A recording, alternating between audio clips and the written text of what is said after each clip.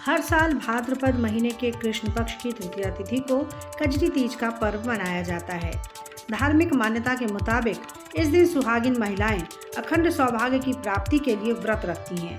इसके साथ ही सुखी जीवन, पति की लंबी आयु के लिए सुहागन महिलाएं 16 श्रृंगार कर व्रत का संकल्प लेती हैं और विधि विधान पूर्वक पूजा आराधना करती हैं। तो दूसरी तरफ कुंवारी कन्याएं भी मनचाहा वर पाने की कामना के साथ इस व्रत को रखती हैं।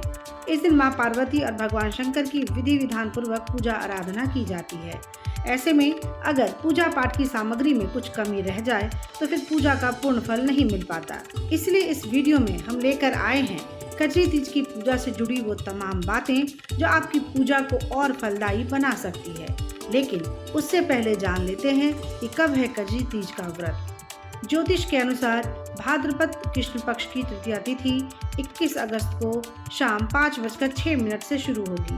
इसका समापन 22 अगस्त को दोपहर 1:46 पर होगा। उदया तिथि के चलते कजरी तीज का व्रत 22 अगस्त दिन गुरुवार को रखा जाएगा। अब बताते हैं कजरी तीज की सामग्री की लिस्ट। ज्योतिष के अनुसार कजरी तीज के लिए सबसे पहले शंकर पार्वती की तस्वीर लें। तीज माता या नीमड़ी माता की तस्वीर रखें। पूजा की चौकी, मूर्ति बनाने के लिए मिट्टी, गाय का दूध, गंगाजल, दही, मिश्री, शहद, पंचामृत, केले के पत्ते, बेलपत्र, नीम की डाली, कुमकुम, रोली, हल्दी, धूप दीप रखें। मां पार्वती को अर्पित करने के लिए हरे रंग की साड़ी, चुनरी, बिंदी, चूड़ियाँ, कुमकुम, मेहंदी आदि ले। पूजा के लिए धतूरा, दुर्वा, जनेऊ, सुपारी, अक्षत, नारियल, कलश, फल और फूल लिस्ट में शामिल करें। कहते हैं कि इन सामग्रियों के बगैर पूजा अधूरी मानी जाती है।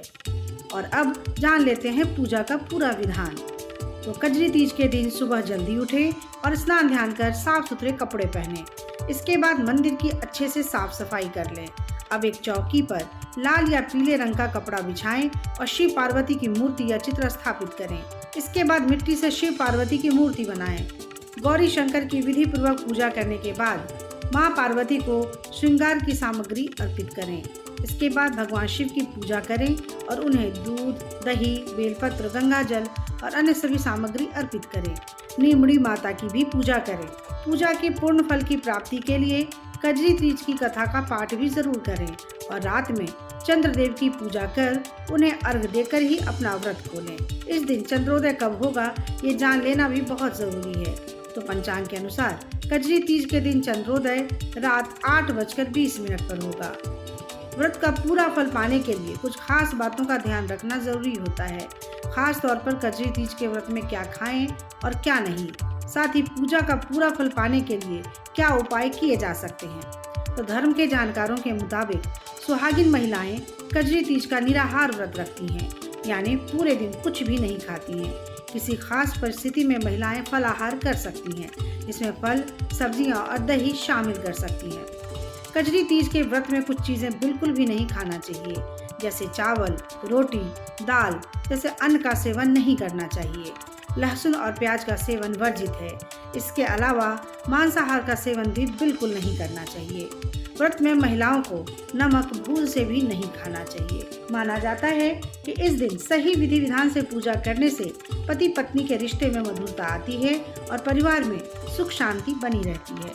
तो कैसी लगी आपको हमारी ये जानकारी, हमें कमेंट बॉक्स में जरूर बताएं।